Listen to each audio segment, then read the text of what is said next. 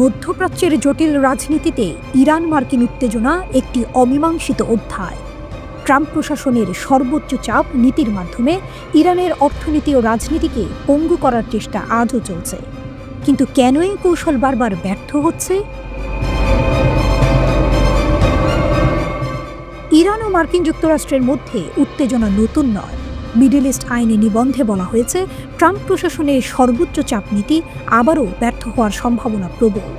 নিষেধাজ্ঞা ও অর্থনৈতিক অবরোধের মাধ্যমে ইরানকে দুর্বল করার প্রচেষ্টা অতীতের মতো এবারও সফল হবে না, বরং তেহরানকে আরও প্রতিরোধমূলক করে তুলবে।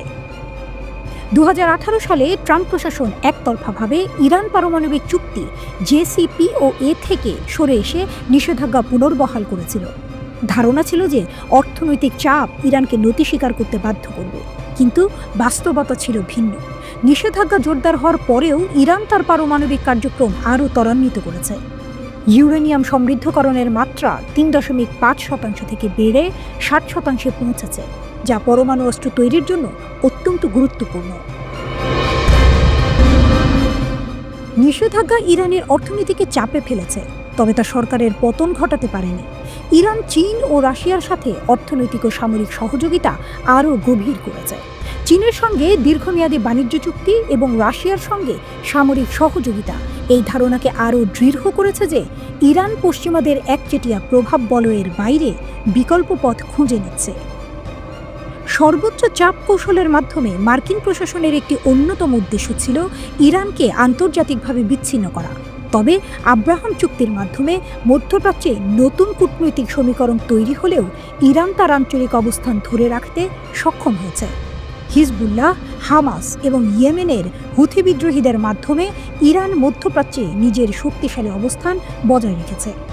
মার্কিন নীতি নির্ধারকরা মনে করেছিলেন যে নিষেধাজ্ঞা আরোপ করেও যুক্তরাষ্ট্রের নিজস্ব অর্থনৈতিক ক্ষতি এড়ানো যাবে।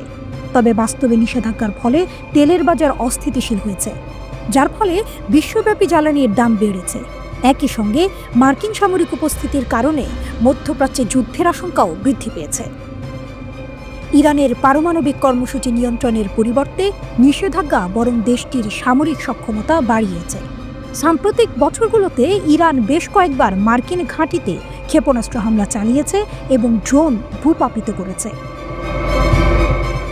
ট্রাম্প প্রশাসন ধরে নিয়েছিল যে নিষেধাজ্ঞার ফলে ইরানের জনগণ সরকারের বিরুদ্ধে বিদ্রোহ করবে, কিন্তু অতীত অভিজ্ঞতা বলে নিষেধাজ্ঞা ইরানের সাধারণ জনগণের উপর চাপ সৃষ্টি করলেও শাসন ব্যবস্থাকে দুর্বল করতে ব্যর্থ হয়েছে।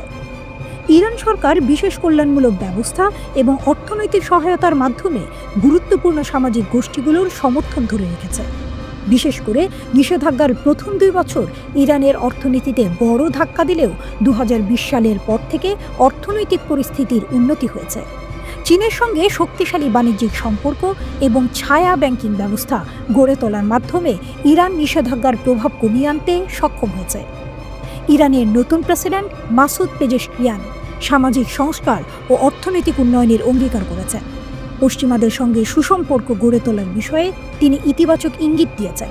তবে যুক্তরাষ্ট্র যদি কেবল নিষেধাজ্ঞার মাধ্যমে ইরানকে নিয়ন্ত্রণে রাখার চেষ্টা চালিয়ে যায়, তাহলে তা ব্যর্থ হবে।